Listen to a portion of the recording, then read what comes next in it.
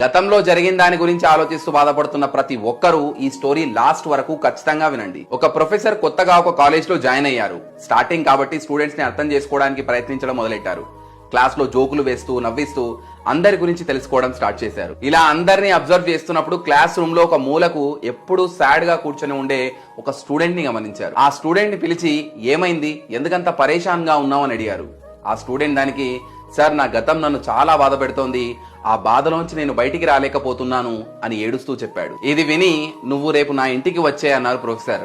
Next day ఆ student ఆ professor ఇంటికి వెళ్ళాడు. ప్రొఫెసర్ తనే స్వయంగా షికంజీ అంటే నిమ్మరసం చేసిచ్చారు. అందులో కావాలని ఉప్పు కొంచెం ఎక్కువగా వేసిచ్చారు. అది తీసుకొని తాగిన స్టూడెంట్ మొహం చెట్లించాడు.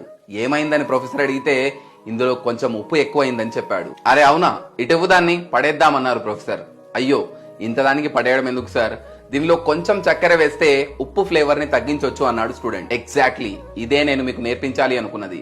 పాస్ట్ లో ఉన్న చేదు జ్ఞాపకాలు మీ లైఫ్ ని నరకం చేస్తుంటే ప్రజెంట్ లో హ్యాపీగా ఉండి కొద్దిగా దానికి తీపిని యాడ్ చేస్తే గతంలో ఉన్న చేదు జ్ఞాపకాల్ని ఈజీగా తీసేయొచ్చు. అంతేకాని ఎప్పుడో ఏదో జరిగిందని లైఫే వద్దంటే ఎలా? గతాన్ని వదిలి ముందుకెళ్దాం అనుకున్న వాళ్ళు ఖచ్చితంగా ఐఎమ్ రెడీ అని కామెంట్ చేయండి.